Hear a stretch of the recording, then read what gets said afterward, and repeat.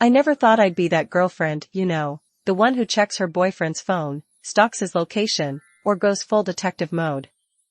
But here's the thing, I didn't have to. His Apple Watch did all the detective work for me. And honestly, I wish it hadn't. Ignorance really is bliss, because what I discovered destroyed everything I thought I knew about my relationship. Let me paint you a picture of what I thought my life looked like. Me, 28 years old, marketing manager at a great company. My boyfriend Jake, 30, software engineer, gorgeous smile, always knew exactly what to say. We'd been together for 4 years. 4 years. We had the cute apartment, the weekend brunch routine, the shared Netflix account. Friends called us relationship goals. His mom loved me. My dad loved him.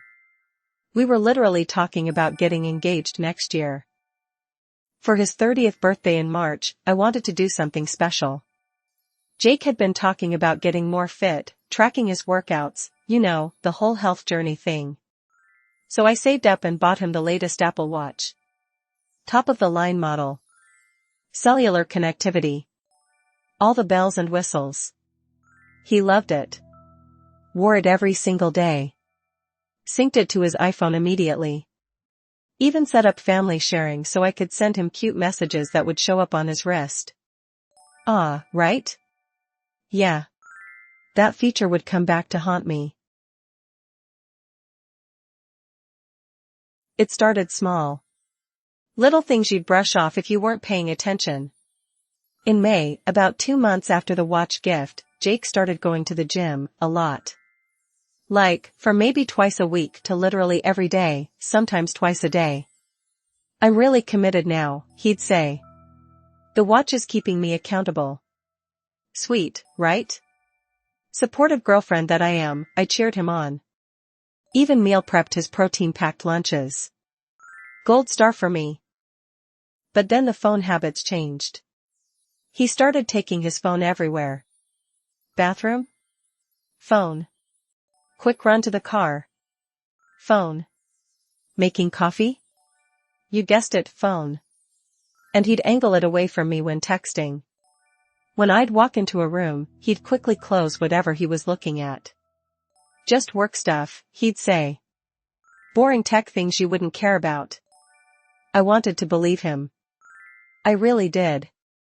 But that little voice in the back of my head was getting louder. Here's where it gets interesting. One Tuesday evening in late June, Jake said he was going to his evening workout at the gym. Standard routine by now. He kissed me goodbye, grabbed his gym bag, and left. I settled in with my laptop to catch up on some work emails. About 30 minutes later, I got a notification on my phone. It was from the Find My app, the family sharing thing we'd set up. His location had updated. And guess what? He wasn't at the gym. He was at an address across town I didn't recognize. My heart started racing. I told myself there had to be an explanation. Maybe he went to a different gym? Maybe he stopped to help a friend? I put the address into Google Maps. It was a residential area. Apartment complex. No gym anywhere nearby. I watched his location for the next hour. He didn't move. Not once. Just stayed at that apartment. When he finally came home at 9 p.m., sweaty and in his workout clothes, I asked casually, "Good workout?" He went on and on about his chest and arm routine. The lies just rolled off his tongue so easily. I didn't confront him. Not yet. Instead, I became a woman on a mission. I started checking his location every time he said he was at the gym. And wouldn't you know it, 3 more times that week, he went to the same apartment. Same address. Stayed for 45 minutes to an hour each time. But the Apple Watch had even more receipts. See, I could also see his activity rings and workout data. On the days he claimed to have intense gym sessions, his heart rate barely elevated. No recorded workouts. No calorie burn spikes. Nothing. The watch was telling me everything I needed to know.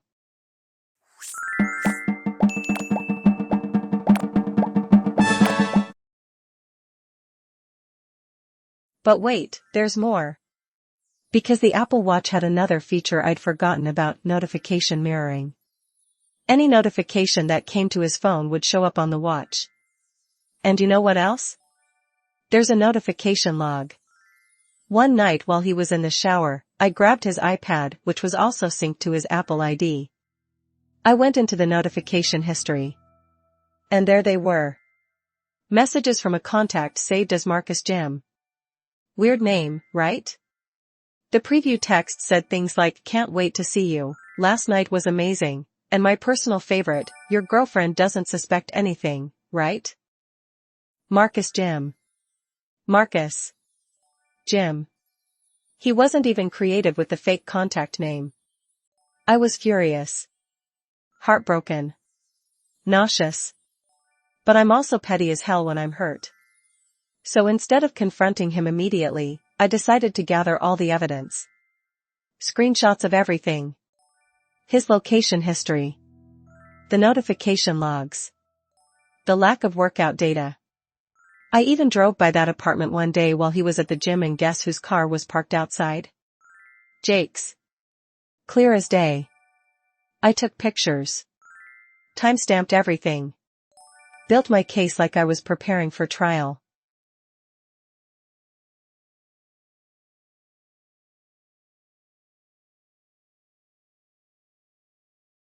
Then I did something crazy. I created a fake Instagram account and sent a message to the apartment complex's management asking about unit availability. I casually mentioned I was looking at their property and had a friend in Unit 3B, totally made-up number. They corrected me and said there's no Unit 3B, but they had openings in other units. Through more innocent conversation, I got them to mention that a lovely young woman named Ashley in Unit 2A had just renewed her lease. Ashley. I found her on social media within 10 minutes. And guess what was in her photos from 2 weeks ago? My boyfriend. At a restaurant. His arm around her. Tagged location and everything. I waited for the perfect moment. The following Friday, Jake told me he had to work late on a project. I checked his location, apartment 2A. Shocking, I know. I texted him, "Hey babe, I'm ordering Thai food for dinner, want your usual?" He responded immediately, "Sure. Should be home by 8. Love you." I screenshot that too. Then I started executing my plan. I called his work. Asked to be transferred to his extension. Oh, Jake left at his normal time today, around 5:30, his confused coworker told me. Strike one, Jake. At 7:45 p.m., I got in my car and drove to Ashley's apartment. My hands were shaking. My heart was pounding. But I'd practiced what I was going to say 100 times. I parked right next to Jake's car, walked up to Unit 2A, and knocked. Ashley answered. Pretty girl, mid-20s, looked confused. "Can I help you?" she asked. "Yeah," I said, voice surprisingly steady. "I'm Jake's girlfriend of 4 years. The one he lives with. The one who bought him that Apple Watch he's wearing right now. I'm assuming he's here?" Her face went white. Absolutely pale. Before she could say anything, Jake appeared behind her. I've never seen someone look so panicked. "What are you doing here?" he stammered. Oh, now he wanted to know what I was doing? I pulled out my phone and started reading. Well, according to your Apple Watch location history, you've been here 17 times in the past 6 weeks. Your heart rate data shows you're definitely getting some kind of workout here, just not at the gym. Your messages to Marcus here are particularly interesting. Oh, and Ashley dash, I turned to her, he told me he was working late. Did he tell you he was working late too, or does he give you different lies? Ashley started crying. He told me you two broke up 3 months ago.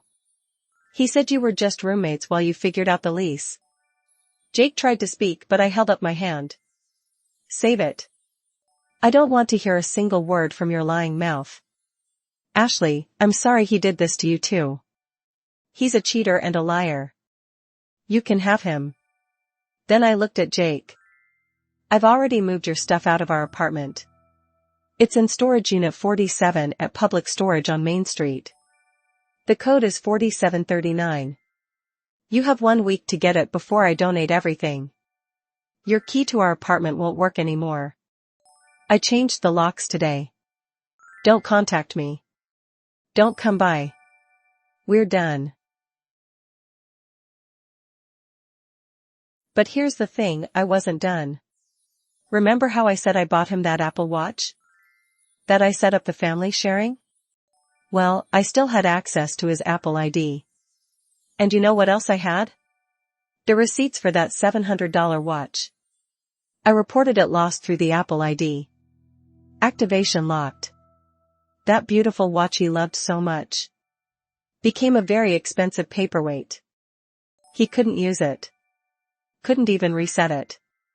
And because I bought it, I had every legal right to report it lost. I also posted a very carefully worded story on social media. Nothing defamatory. Just the facts. Sometimes the best gift you can give someone is one that helps you discover their true character. Thanks, Apple Watch, for the clarity. I tagged the location of our apartment and used a photo of the watch box. All our mutual friends figured it out real quick. His mom called me crying and apologizing. His sister unfollowed him on everything. His best friend sent me a message, "I'm so sorry. I had no idea." That's messed up. The court of public opinion was not kind to Jake. The best part? Ashley dumped him too. She reached out to me a few days later to apologize and compare stories. Turns out he'd been lying to both of us about so many things. She thought he was single and working toward a promotion. He'd been taking her on dates using overtime pay that didn't exist. She felt as betrayed as I did. We actually got coffee together, it was weird but cathartic. She's not a bad person. We were both victims of the same lying cheater. We even laughed about how his Apple Watch had become the ultimate snitch. So where am I now? 6 months later, and I'm honestly thriving. I got that promotion at work I'd been gunning for. I started going to therapy to work through the betrayal trauma. I redecorated the entire apartment, got rid of anything that reminded me of him. New couch. New artwork. New energy.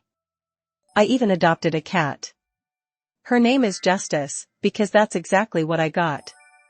My friends joke that I should work for the FBI with my detective skills. Jake? Last I heard, he's living with his parents. Lost most of his friend group. Still can't use that Apple Watch. Ashley and I aren't like best friends or anything, but we follow each other on Instagram and occasionally grab drinks. She's dating someone new who actually treats her right. As for me? I'm focusing on myself. I started dating again recently, nothing serious yet, but I'm taking my time. And you better believe I'm paying very close attention to any red flags. Once bitten, twice shy, right? The biggest lesson I learned? Trust your gut. Those little red flags I ignored? They were screaming at me. The phone hiding, the excessive gym time, the behavior changes, they all added up. Technology just confirmed what my intuition already knew. If something feels off in your relationship, it probably is. Don't gaslight yourself into ignoring the signs. You're not crazy. You're not paranoid. You're paying attention. And sometimes, a $700 Apple Watch is worth every penny if it saves you from wasting more years with the wrong person. Remember, you deserve someone who's honest, loyal, and doesn't need GPS tracking to prove their faithfulness.